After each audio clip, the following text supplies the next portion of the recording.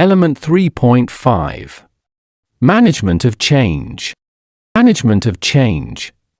Change identification. Change identification is a critical step in the management of change process. It involves recognizing and documenting various types of changes that can impact the conditions of work, safety, legal compliance, schedules, costs, and more. Here are some key aspects to consider during the change identification process. Changes affecting work conditions. These changes may involve alterations in work methodologies, adjustments to quality or quantity standards, modifications in logistics, or changes in the distribution of responsibilities among team members. Changes in laws, legislation, and standards.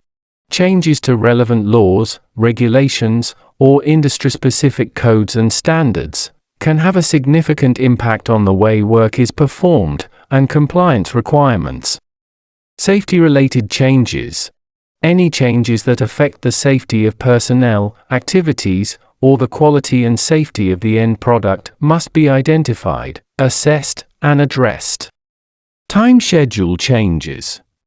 Adjustments to project schedules or timelines should be recognized, as they can impact project planning and delivery. Cost-related changes.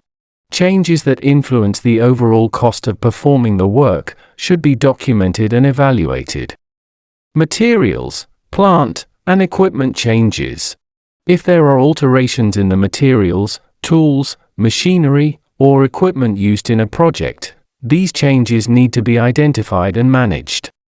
Modification to systems.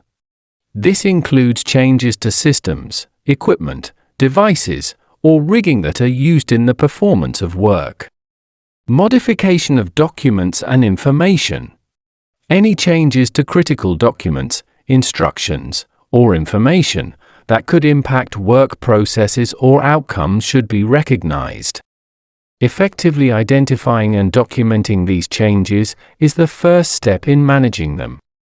It ensures that the organization can proactively address the potential impacts of change and make informed decisions to maintain safety, compliance, and project success.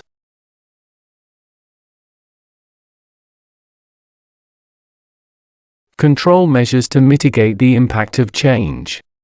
Managing change effectively is crucial for minimizing risks and disruptions in the workplace. Here are some control measures that can help mitigate the impact of change. Communication and cooperation. Maintain open and effective communication among all stakeholders involved in the change. Promote cooperation and collaboration to ensure that everyone is informed and engaged in the process. Risk assessment.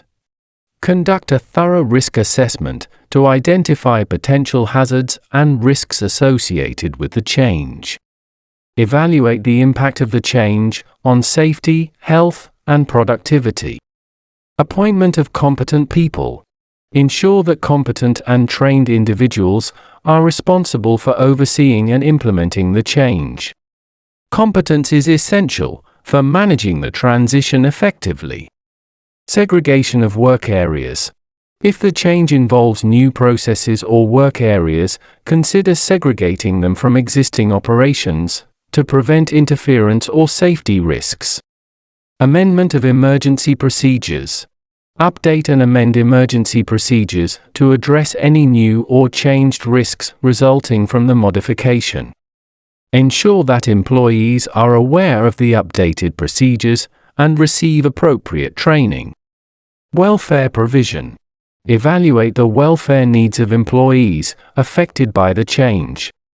This includes providing suitable facilities, equipment, and support to maintain their well-being during and after the transition.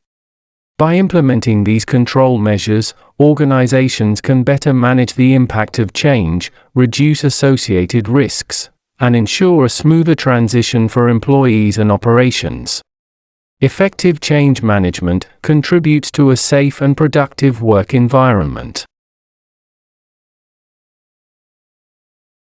When managing change, it is essential to review, and if necessary, Revise various documents and processes to ensure that they remain accurate and aligned with the new conditions. The following documents and areas should be considered for review and potential revision. Cause and effect charts. Examine and update cause and effect charts to reflect any changes in processes, equipment, or systems that could impact the causes and effects of certain events or conditions. Process flow diagrams, PFDs. Review and revise PFDs to incorporate any modifications to the process flow, equipment, or materials used in the operations. Piping and instrument diagrams, P&IDs. Ensure that P&IDs are updated to accurately represent the current configuration of piping, instrumentation, and control systems. Electrical area classification drawings. Review and update electrical area classification drawings to reflect any changes in the classification of hazardous areas within the facility. Instrumentation, hardware or software. Evaluate and adjust instrumentation, including both hardware and software components, to align with the changes and maintain proper functionality. Relief systems. Verify that relief systems are adjusted to account for any new or modified processes, equipment, or potential hazards. Equipment specifications. Review equipment specifications to ensure they match the requirements of the changed conditions, including any alterations to equipment or materials used. Operating procedures. Update operating procedures to reflect the revised processes, safety protocols, and other operational changes resulting from the modification. Maintenance procedures. Revise maintenance procedures to account for any adjustments to equipment or systems, ensuring that maintenance activities remain effective and safe. Personnel training. Provide appropriate training for personnel to familiarize them with the changes and ensure that they are capable of performing their duties safely and efficiently.